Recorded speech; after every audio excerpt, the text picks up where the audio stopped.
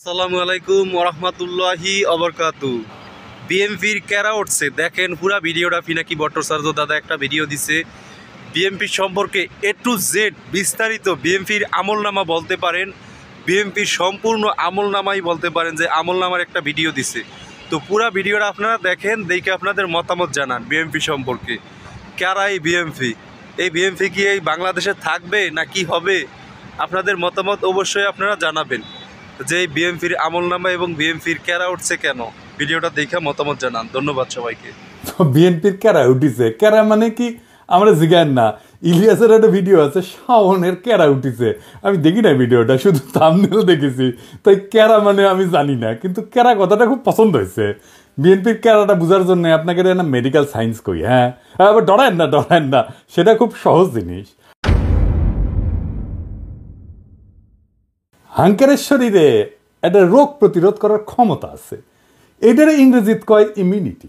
এই ইমিউনিটি আছে জন্যই আমরা এত দূষিত পরিবেশে দূষিত খাবার খাইয়াও নিত্যদিন রোগে ভুগি না। শরীরে ছোট ছোট যোদ্ধা কোষ আছে, শরীরে জীবাণু বা ভাইরাস ঢুকলে তারা জয় বাংলা করে দেয়। শুধু জীবাণু বা ভাইরাস না, আরেকজনের কিডনি, চোখের কর্নিয়া, আরেকজনের কলজিয়া আমার শরীরে যদি ট্রান্সপ্লান্ট করে ঢুকে দেয় না, করে তো তাই না? কিডনি নষ্ট হলে বই লাগে দেয় না আরেকজনের কিডনি, উঙ্কা তো সেটাও কলে খাইয়া দেয়। ওই যে একজনের কিডনি নষ্ট হলে আরেকজনের কিডনি নিয়ে লেগে দেয় না আরেকজনের শরীরে, এটা কয় ট্রান্সপ্লান্ট আর কি। তো ওই ট্রান্সপ্লান্ট করলে না ওই যোদ্ধা কোষ খাইয়া দেয় কলে, বুঝছাও? ওই যে যেটা ট্রান্সপ্লান্ট করছে, যেটা ঢুকাইছে, সেই জন্য ট্রান্সপ্লান্ট করার পরে মেলা ওষুধ খেতে হয় ওই যোদ্ধা কোষগুলোকে থেমে রাখার জন্যে, চেপে রাখার জন্যে। তো ওই যোদ্ধা কোষের ক্যারা হইলে নিজের শরীরের উপরে নিজেই ঝেপে পড়ে। তার মানে শরীরের এই চামড়া মনে হয় তার নিজের চামড়া না, এটা অন্যের চামড়া।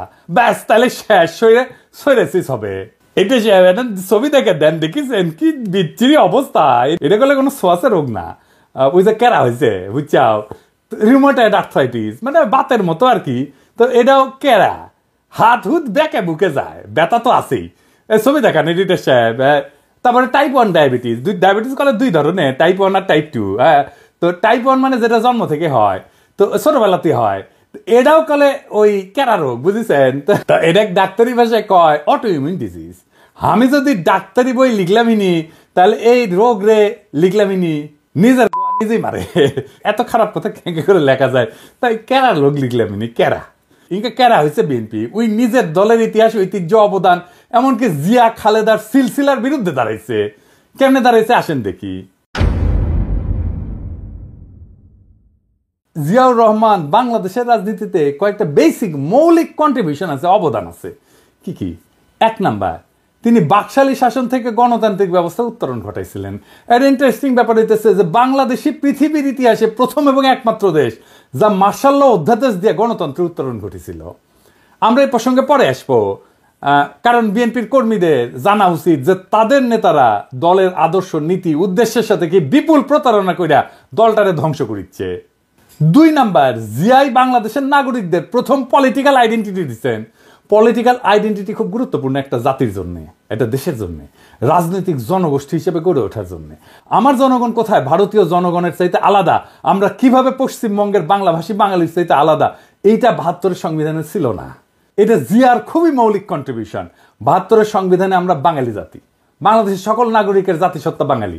আমরা কি সবাই বাঙালি? ইন্ডিয়া মুক্তিযুদ্ধের সময় পোস্টার করে দিছিল যে বাংলার হিন্দু, বাংলার বৌদ্ধ, বাংলার খ্রিস্টান, বাংলার মুসলমান, আমরা সবাই বাঙালি। না, আমরা সবাই বাঙালি না। বাংলাদেশের স্বীকৃত 50টা নৃগোষ্ঠী আছে, চাকমা, মারমা, সাঁওতাল, গারো, ত্রিপুরা, বম, মুড়ো, হাজং, খাসিয়া, আছে না? আমাদের এই ছোট দেশে 47টা ভাষা আছে, কি বিপুল বৈচিত্র্য আছে। সবাইকে আপনি বাদ দিয়ে দিবেন বাঙালি কয়া? এই যে ইনক্লুশন, সবাইকে নিয়ে আসা, এটা কে করেছে? জিয়া করেছে, আমাদের বাংলাদেশি জাতি পরিচয় দান কইরা। 3 নাম্বার, বাংলাদেশকে পদানত রাখার ভারতীয় বয়ান মুজিববাদ, যা এই 72-এর সংবিধানের রাষ্ট্রীয় মূলনীতি 4টা: গণতন্ত্র, সমাজতন্ত্র, ধর্মনিরপেক্ষতা, বাঙালি জাতীয়তাবাদকে জয় বাংলা করে দিছিল জিয়াউর রহমান। ধর্মনিরপেক্ষতাকে প্রতিস্থাপন করেছিল পরম করুণাময় আল্লাহর উপর পূর্ণ আস্থা এবং বিশ্বাস দিয়া। সংবিধানে বিসমিল্লাহির রহমানির রহিম যুক্ত করেছিল। আমি এক এক করে দেখাচ্ছি কি কি করেছিল। সংবিধানের প্রস্তাবনার প্রারম্ভে বিসমিল্লাহির রহমানির রহিম তো সংযোজন করেছিলেন। রাষ্ট্র পরিচালনার মূলনীতি হিসেবে 8-এর ক অনুচ্ছেদে লিখেছিলেন, সর্বশক্তিমান আল্লাহর উপরে পূর্ণ আস্থা এবং বিশ্বাসী হইবে যাবতীয় কার্যাবলীর ভিত্তি। 8 ক অনুচ্ছেদের আর এক রাষ্ট্রীয় মূলনীতি সমাজতন্ত্রের পরিবর্তে লিখেছিলেন অর্থনৈতিক এবং সামাজিক ন্যায় বিচার অর্থে সমাজতন্ত্র। 25 2 অনুচ্ছেদে রাষ্ট্র ইসলামী সংহতির ভিত্তিতে মুসলিম দেশগুলোর মধ্যে ভ্রাতৃত্ব সম্পর্ক সংহত সংরক্ষণ এবং জোরদার করিতে সচেষ্ট হইবেন এই মর্মে নতুন অনুচ্ছেদ সংযোজন করেছিলেন। ধর্মভিত্তিক রাজনৈতিক দল গঠনের উপরে সাংবিধানিক বাধা অপসারণ করেছিলেন। একদলীয় বাকশাল ব্যবস্থা বাতিল করেছিলেন এবং সুপ্রিম কোর্টের একটা মৌলিক এখতিয়ার পুনর্বলবৎ করছিলেন। এই সুপ্রিম কোর্টের মৌলিক এখতিয়ার কি, যা জিয়া আবার বলবৎ করেছিলেন? কি সেটা? খুবই গুরুত্বপূর্ণ, আসেন এরা বুঝে দেখি। এটা বুঝতে হইলে বাকশালের দুইটা জিনিস ভালো করে বুঝতে হবে। বাংলাদেশ নামের যে রাষ্ট্র 1971 তৈরি হয়েছিল সেই রাষ্ট্রটাকে কার্যত ধ্বংস করে দেয় বাকশাল। বাকশাল কিভাবে মুক্তিযুদ্ধের মধ্যে দিয়ে গঠিত রাষ্ট্রকে ধ্বংস করেছিল? দুইভাবে। এক, বাকশাল যে আইনে হয় সেই 4th সংশোধনী আইন 1975 সংবিধানের অনুচ্ছেদ 11 সংশোধন করে বলা হয়েছিল ইংরেজিত এটা, ইংরেজিত যেতে কইছে তাই ঠিকই কইছে, তাই না? এটা বাংলা করলে দাঁড়ায়, সংশোধনের আগে সংবিধানের অনুচ্ছেদে 11তে লেখা ছিল যে প্রশাসনের সর্বস্তরে জনগণের নির্বাচিত প্রতিনিধিদের মাধ্যমে জনগণের অংশগ্রহণের কথা বলা ছিল। এটা বাতিল করে দেওয়া হলো। অর্থাৎ রাজনৈতিক নেতৃত্ব বা সোজা বাংলায় শাসক নির্বাচনের ক্ষমতা আর রাষ্ট্রীয় কাজে রাজনৈতিক জনগোষ্ঠী হিসেবে জনগণের অংশ নেওয়ার ক্ষমতাই থাকলো না। এই কাজটাই করেছিল হাসিনা, বিনা ভোট, নৈশ ভোট, দামি ভোট কইরা। এটাই ইন্ডিয়ান প্ল্যান, যে বাংলাদেশের ভূখণ্ড থাকবে, মানুষ থাকবে, কিন্তু নেতা নির্বাচনের ক্ষমতা থাকবে না, যেটা হাসিনা করেছিল। 2 নাম্বার, সংক্ষুব্ধ কোনো নাগরিকের আদালতে যাওয়ার একটা মৌলিক অধিকার ছিল 44 অনুচ্ছেদে। বাকশাল সংশোধনীতে সে খোদ 44 অনুচ্ছেদকে বিলুপ্ত করে দেওয়া হয়। একই সাথে 102 অনুচ্ছেদে সুপ্রিম কোর্টকে দেওয়া অধিকার, অর্থাৎ সংক্ষুব্ধ কোনো নাগরিকের আবেদন শুনতে এবং প্রতিকার দিতে নির্বাহী বিভাগকে আদেশ দেওয়ার আদালতের ক্ষমতাকেও বাতিল করে দেওয়া হয়। মানে রিট আপনি করতেও পারবেন না, আদালত রিট শুনতেও পারবে না। রিট জিনিসটাই বাতিল করে দিছিল। সোজা কথায় 4th সংশোধনী আইন রাষ্ট্রের নাগরিকের সংক্ষুব্ধ হওয়ার মৌলিক অধিকার রদ করে দিছিল। এটা জিয়া পুনরায় বলবৎ করছিলেন। এইটা আদালতের একটা মৌলিক ক্ষমতা, রিট গ্রহণ করার ক্ষমতা, রিট শোনার ক্ষমতা। এই বৈপ্লবিক পরিবর্তনটা সংবিধানে ছিল কিভাবে? 5ম সংশোধনীর মাধ্যমে। এই যে যা যা জিয়া করছিল রাষ্ট্র গঠনের ক্ষেত্রে, তাই 5ম সংশোধনী। শুধু তাই না, জিয়ার শাসনের বৈধতা ছিল 5ম সংশোধনী। সেই 5ম সংশোধনী ছিল আওয়ামী লীগ সিপিবির গলার কাটা। তাই এইটার একটা ব্যবস্থা করেছে কিভাবে? এটা বাদ দিতে পারলেই অবিকৃত বাকশাল ফিরে আসে। এটাই ছিল আওয়ামী লীগ সিপিবির প্রজেক্ট। ইনফ্যাক্ট এটা ইন্ডিয়ান প্রজেক্ট। 5ম সংশোধনী বাদ দিয়া দেয় হাসিনা আদালতের রায়। ওইটা মুন সিনেমা হলের মালিকানার রায়ের মধ্যে সামে 5ম সংশোধনী বাতিল করে দেয় হাসিনা। ফলে জিয়ার শাসন আইনত বাংলাদেশে এখনো অবৈধ। বিএনপি যদি জিয়ার সংবিধান চাইতো মানতাম, ওই জিয়ার সংবিধান থাকলে হাসিনার ফ্যাসিস্ট শাসন চালু করতে পারতো না। জিয়ার সংবিধান হচ্ছে 5ম সংশোধনীর সংবিধান, সেইটা বিএনপি চায় না, চায় 72-এর সংবিধান। নিজের ইতিহাস, নিজের ঐতিহ্যের বিরুদ্ধে দাঁড়াইতেছে বিএনপি। বিএনপির কেরা উঠিছে, তাই নিজে দাঁড়াইতেছে জিয়ার বিরুদ্ধে। এইবার বলেন, এই বিএনপি তৃণমূলের কর্মীরা আপনাদের আবেগের সাথে, জিয়ার রাজনৈতিক উত্তরাধিকারের সাথে আজকের বিএনপি বেইমানি করছে কিনা আপনি বলেন? কার জন্য করছে এটা জিজ্ঞেস করেন আপনাদের নেতাকে। কার সাথে সে জিয়ার রাজনৈতিক ঐতিহ্যের বিরুদ্ধে দাঁড়ায় মুজিববাদী সংবিধান, 72-এর সংবিধান রক্ষার জন্য উঠা পড়া লাগছে? আমারে বলে আমি বিএনপি বিরোধী। হইতেই পারি বিএনপি বিরোধী, কিন্তু বিএনপি তো জিয়া বিরোধী হয়েছে, আমি তো জিয়া বিরোধী না। আসুক বিএনপির নেতারা আমার সাথে বাহাস করতে এই ইস্যুতে, তাদের জবাব দিতে হবে কেন তারা জিয়ার সংবিধানকে ত্যাগ কইরা মুজিববাদী সংবিধান রক্ষায় নামিছে। বিএনপির সাথে আমার শুধু না, আপামর বাংলাদেশের জনগণের বিরোধের জায়গাগুলো শুনে রাখেন, বিএনপি নেতারা শুনে রাখেন, বিএনপি কর্মীরাও শুনে রাখেন। 1 নাম্বার, বিএনপি আওয়ামী লীগকে ভোটে আনতে চায়, আমরা এটা চাই না। 2 নাম্বার, বিএনপি মুজিববাদী সংবিধানকে রক্ষা করতে চায়, আমরা এটা ছুঁইরা ফেলতে চাই। আমরা জিয়ার সংবিধান মাইনা নিতে রাজি আছি, কিন্তু কোনোভাবেই 72-এর মুজিববাদী সংবিধান মানব না। 3 নাম্বার, প্রথম আলো ডেইলি স্টারের পিঠ বাঁচাইতে আগায় আসা যাবে না, বিএনপি আগায় আসছে। প্রথম আলো ডেইলি স্টারের হোগা যারা চাটবে তাদের সাথে কোনো পীড়িত নাই, তাদের সাথে ঐক্য অসম্ভব। 4 নাম্বার, বিএনপিকে ভারত প্রেম ছাড়তে হবে। বিএনপি ভারতের সাথে 2019 সালেও সম্পর্ক করতে গেছিল, পাত্তা দেয়নি ভারত।